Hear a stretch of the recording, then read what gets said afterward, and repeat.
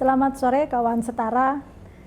Pada sore hari ini, sambil kita menunggu berbuka puasa, kita semua akan mendengarkan tema setara pada hari ini yang mungkin tidak seperti biasanya yang biasa kita undang gitu ya. Pada hari ini kita akan ditemani oleh Pak Munir Kartono yang menjadi rekan NKRI kita gitu, karena beliau belum lama menjadi bagian dari teman-teman NKRI. Sebelumnya Pak Munir pernah terlibat dalam salah satu kasus terorisme.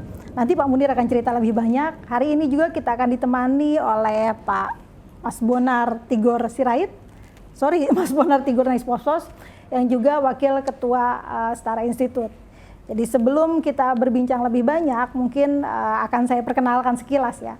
Jadi Mas Munir ini baru keluar tahun berapa ya Mas Munir? Bebas itu? Hampir 2 tahun, tahun 2020. Oke, bisa diceritakan Mas Munir, kenapa bisa terlibat dalam organisasi teror itu?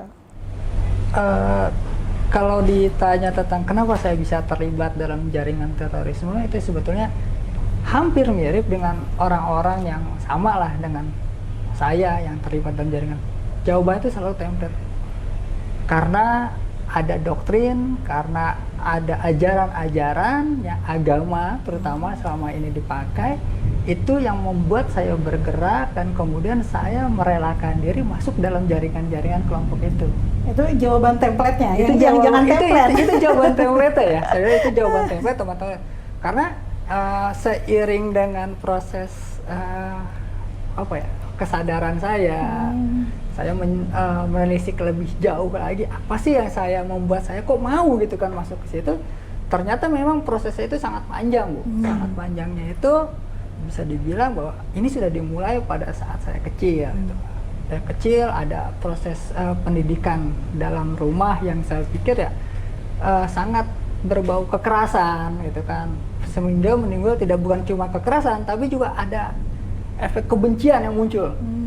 Tadinya awalnya itu kekerasan dan masalah antara saya dengan orang tua, muncul pendidikan kekerasan dari orang tua kepada saya dan kemudian saya jadi benci pada orang tua. Berjalan waktu itu sampai akhirnya membuat rasa kebencian itu bukan cuma ke orang tua, pindah. Bukan cuma ke orang tua tapi sampai ke pemerintah. Itu. Jadi ya kebencian kepada pemerintah, melihat bahwa pemerintah ini ya sudah menerapkan sistem yang salah, tidak adil. Itu semua tuh masuk dalam pikiran-pikiran saya. Meskipun pada saat itu saya belum masuk dalam jaringan teror, tapi kebencian kepada pemerintah itu sudah ada. Itu udah jadi modal buat saya. Jadi ya sampai tahap tingkat ke tangga itu belum sampai masuk ke kelompok yang radikal agama atau kemudian naiknya lagi sampai ke teroris. Tapi saya di bawahnya sendiri saya sudah punya kebencian sama pemerintah duluan. Usia waktu itu berapa Mas Munir? Saya awal-awal masuk sampai punya pemikiran benci pada pemerintah itu awal-awal SMA, kelas 1, kelas 2 tuh saya udah ketemu dengan pemikiran-pemikiran seperti itu. Latar belakang keluarga Mas Munir seperti apa sih? Latar belakang keluarga saya sebetulnya keluarga yang agamis, Pak.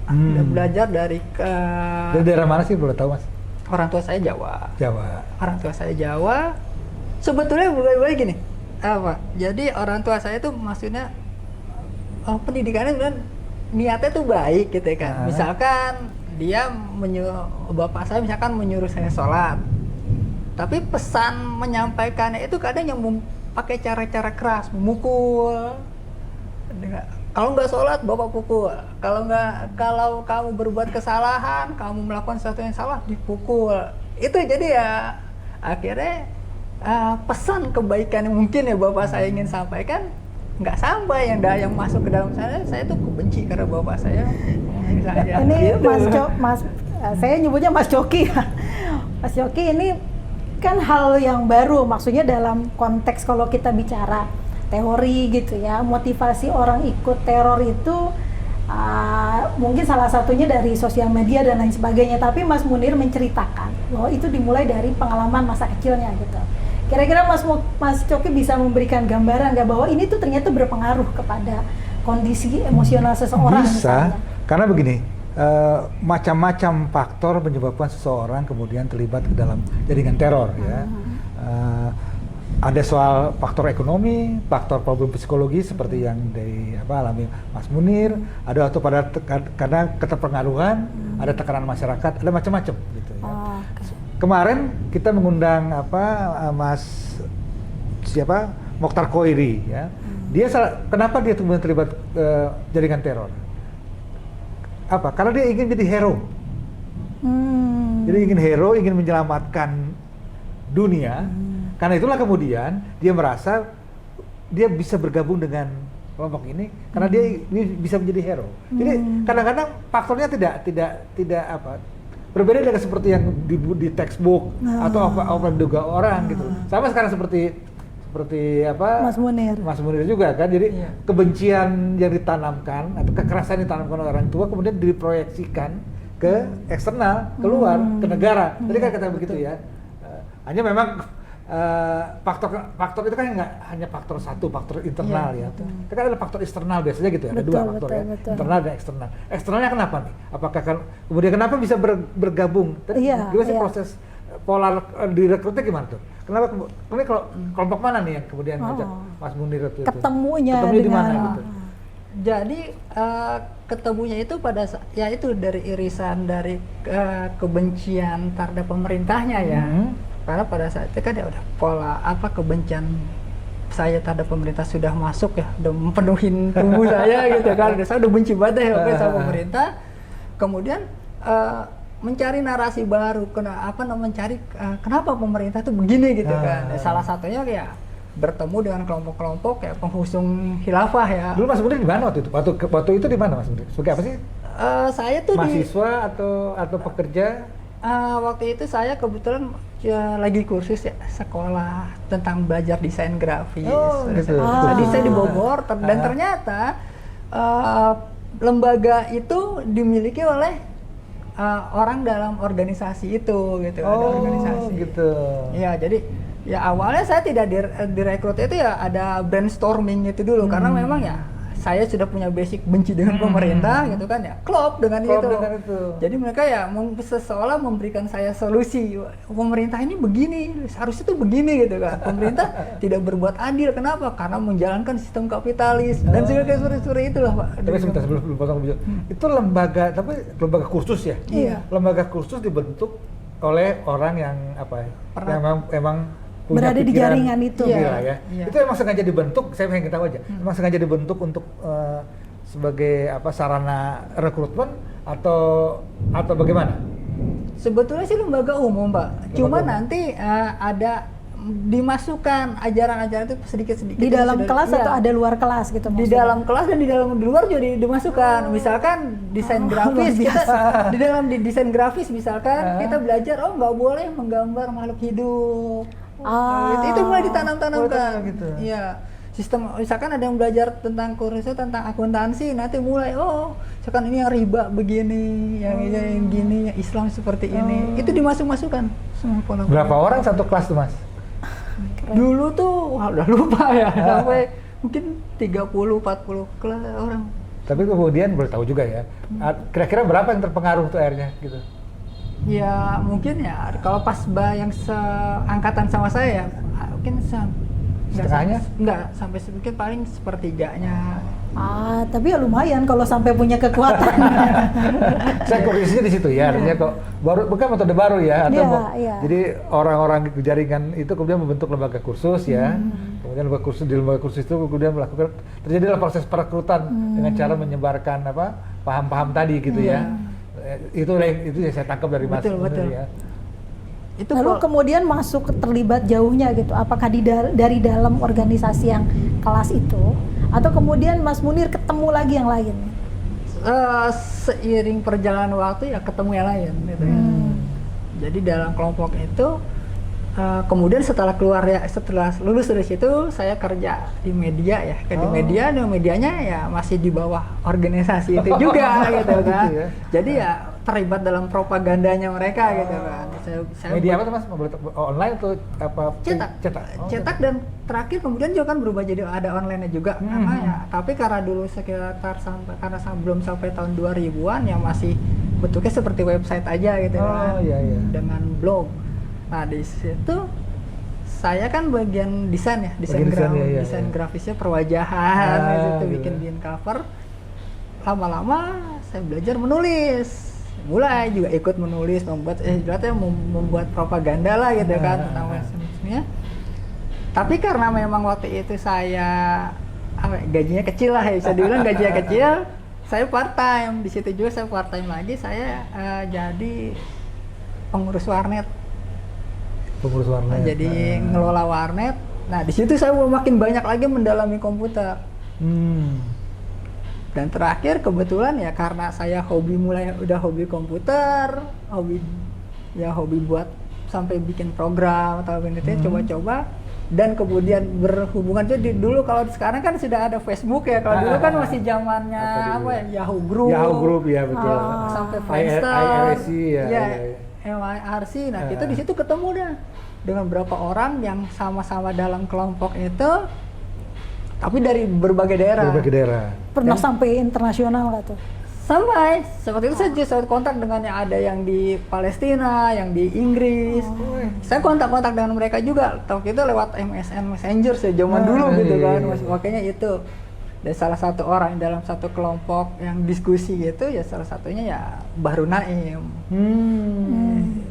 Kita sama-sama waktu itu ya umurnya sama. Kita lahir tahun 83 sama-sama. Kita sama-sama suka komputer dan kita ya pokoknya klop aja ngobrol sama dia. Kita benar-benar jadi kayak teman. Bahru Naim itu masih mahasiswa ya? Waktu itu ya masih mahasiswa. Iya, masih di Solo.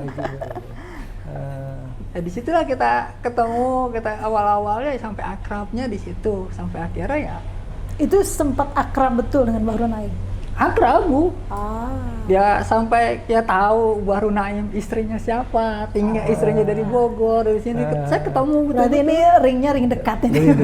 Bukan ring jauh. Tapi kok keluarga sebetulnya nggak ada ya Mas ya? Artinya ayah atau apa nggak ada yang memang dari kelompok apa misalnya pengikut jaringan ini enggak ya? Artinya pemikir misalnya gitu ya, pengikut DITI dulu misalnya enggak ya? Enggak, malahan ibu bapak saya tuh ya NU banget tuh. Nah waktu itu orang tua juga enggak, ya maksudnya sudah melihat anaknya kayak gini, ada respon nggak tuh? Waktu itu jadi gini, karena saya ya karena dari kecil gitu kan ya, jadi tuh karena ada sedikit gap gitu kan dengan orang tua, jadi saya kayak orang yang split personality gitu lah. Jadi kita ya apa yang kita di rumah tuh saya tuh baik-baik banget gitu. Di rumah kita tuh nggak ya jadi anak yang manis banget deh gitu lah. Jadi tapi ya kita nggak menyimpan aja apa yang kita aslinya dalam diri kita. Sampai dulu kan ya sebelum saya kenal kelompok-kelompok jaringan yang mengarah radikal teror itu kan ya, saya kan sempat dengan teman-teman di jalan itu kan punya tato, itu pun saya umpetin itu. Orang tua tuh nggak tahu. Oke. Jadi daya dorongnya sebenarnya sudah ada, emosi dari kecil, kemudian akhirnya menjadi satu kesatuan tuh ya dengan ketemu segala macam. Lalu di warnet ada narasi-narasi ya. Betul. Nah itu yang akhirnya membuat Mas Munir kemudian menjadi bulat gitu. Iya, bulatnya itu pada sampai ketemu gimana ya? Bulatnya ini di posisi ya kita harus menjatuhkan rezim ini gitu. Kita harus menjatuhkan negara ini. Negara ini udah nggak beres gitu. Sampai ketemu doktrin-doktrin yang arahnya ke agama gitu kan, tambah lagi kan, ketambah bulat lagi. Tadinya kita bilang wah pemerintah ini kapitalis, nggak benar gitu kan. Tapi pada saat ketemu istilah doktrin yang agama itu muncul istilah-istilah baru seperti togut, itu pemerintah yang tidak menjalankan syariat Islam, itu ya emang betul banget. Tapi jadi dapat klubnya jadi ketemu gitu, intinya bahwa pemerintah ini harus dijatuhkan gitu. Doktrinnya gimana sih Mas? Doktrin atau narasinya apa sih yang ditanamkan gitu loh, yang dijadikan bahan perbincangan itu apa? Doktrinnya itu? Pada saat pertama kan dari awal ya Pak ya, doktrinnya itu ya pemerintah itu tidak, misalkan pemerintah yang tidak berpihak kepada rakyat, itu yang pertama sih, itu pemerintah yang zalim. Kemudian dari situ baru kita diajarkan bahwa pemerintah ini ya bisa zalim karena memang tidak menjalankan syariat Islam.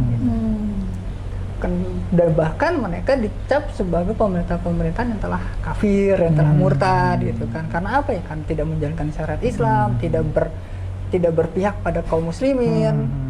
Kita bisa lihat misalkan ada kerusuhan di Poso, di Ambon gitu kan. Apalagi dengan apa yang terjadi dengan orang-orang Islam yang misalnya di Timur Tengah, di Palestina, di Syria gitu kan. Ya di situ lihat tuh, jadi doktrin yang digunakan bahwa pemerintah ini betul-betul jadi zolim karena dia sudah tidak menjalankan syariat Islam. Jadi pemerintah itu harus dijatuhkan gitu ya.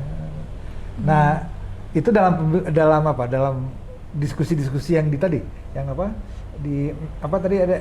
grup-grup MS Messenger, iya. IRC tadi.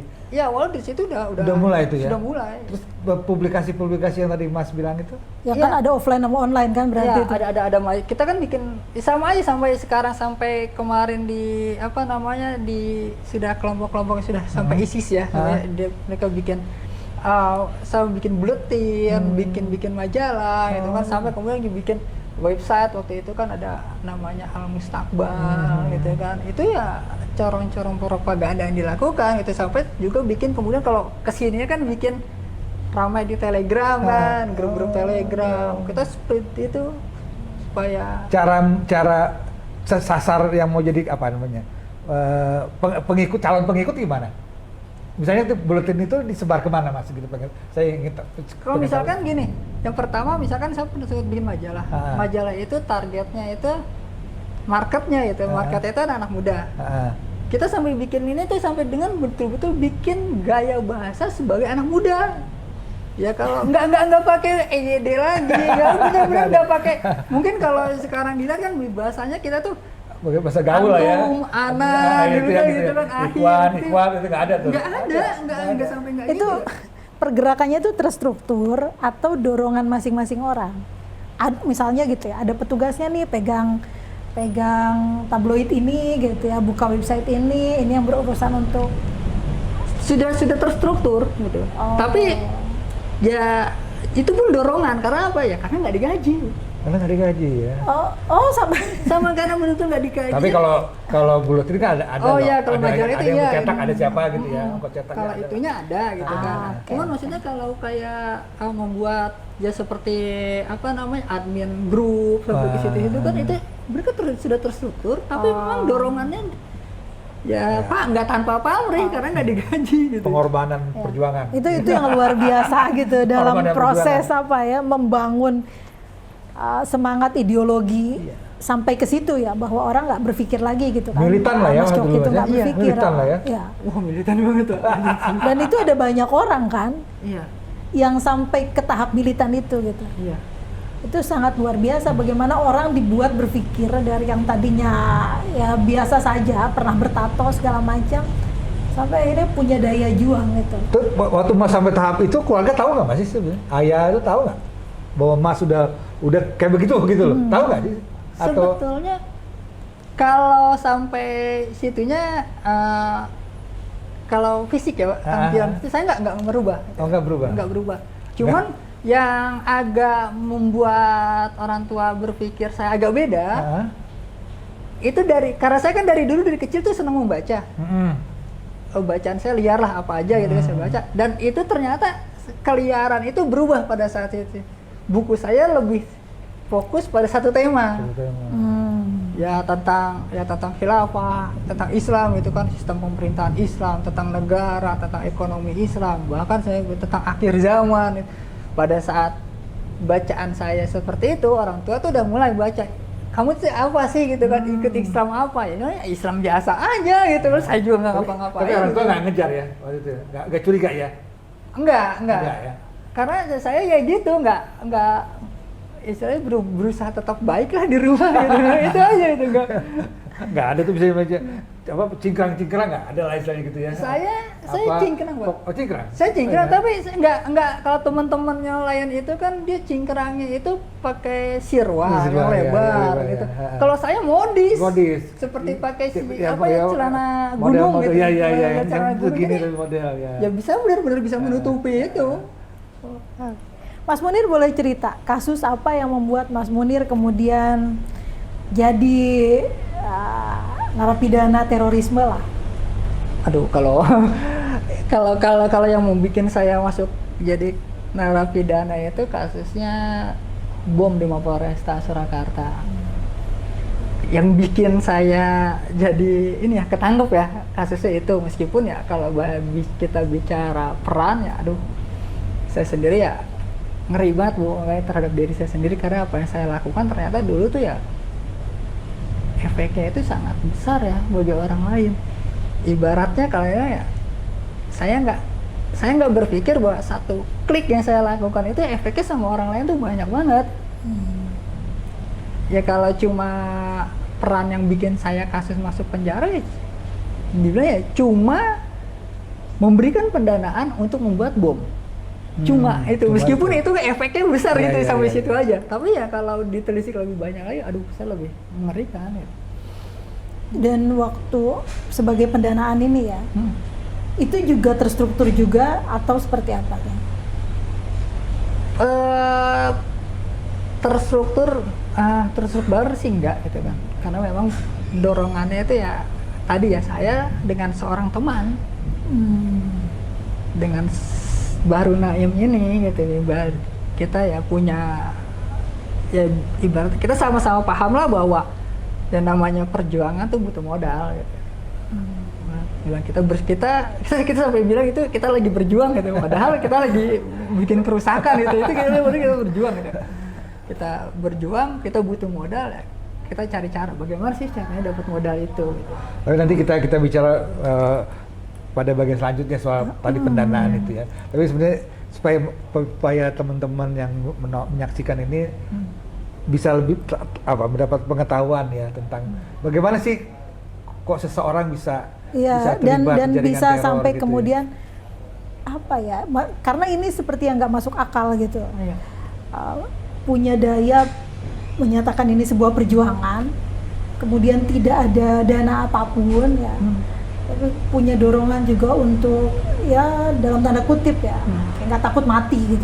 Itu tuh polanya tuh seberapa lama ya orang sampai bisa ke posisi itu gitu, kemudian jadi seposesif itu gitu. Kalau teman lain mungkin bisa juga ceritakan kenapa ada teman, misalnya ada teman Mas lain, Mas Munir ya, gak usah sebutin nama, tapi kenapa kemudian kok sepengetahuan Mas gitu ya, kok orang itu juga kemudian sama dengan Mas sempat terlibat dalam jaringan teror, itu kenapa misalnya gitu? Kan pasti ada pasti kan cerita-cerita waktu itu ya. Iya, gitu iya. Banyak yang sekarang yang ini makanya kalau saya gitu kan, saya sudah nggak percaya, bukan nggak percaya Pak, tapi apa ya? Kalau kita bawa berhenti pada bilang bahwa apa sih yang bikin orang jadi teroris, jawabannya selalu doktrin agama gitu kan. Saya kalau berhenti pada di situ saja, ya saya bilang saya udah nggak bisa bilang begitu. Karena memang ada hal-hal lain yang banyak yang tadi Bapak bilang di awal, itu yang sebenarnya jadi mendasar gitu kan. Ada keresahan, ada masalah ekonomi, dan itu yang terjadi gitu. Ada seorang teman dia bareng sama saya di Mako Brimob dulu ditangkap. Dia bercerita bahwa dia itu tinggal di rumahnya itu di bantaran sungai. Satu kampung itu cuma ada 2 MCK. Satu kampung itu satu kampung cuma ada 2 MCK. Dari kecil ya dia sudah sangat prihatin dalam kemiskinan gitu kan. Sampai akhirnya ada kecemburuan sosial pada saat masuk sekolah. Masuk sekolah itu ya ada murid-murid yang istilahnya tampilannya lebih inilah gitu kan, ekonominya lebih mampu, lebih itu. Hingga akhirnya umur kelas 6 dia pertama kali melakukan pencurian. Yang dilakukan adalah mencuri sepeda teman sekolahnya. Akhirnya berkali-kali dia masuk penjara, kasusnya sama, pencurian. Setelah berapa kali kena pencurian, di penjara ketemu orang-orang yang punya pemahaman gini, dipoles lah idenya gitu kan. Dia bilang, saya udah capek masuk penjara, saya nggak mau lagi mencuri. Tapi ketemu dengan orang-orang itu dipoles. Jangan berhenti mencurinya, tetapi mencurinya itu harus ada istilah, ada treatmentnya. Yang boleh kamu curi siapa? Misalkan orang-orang yang kafir, yang dianggap telah murtad, bisa itu polisi, tentara, itu boleh diambil hartanya. Atau kemudian misalkan ya kamu ya bisa juga mengambil orang-orang yang memang sudah tidak dianggap mencerminkan syariat Islam.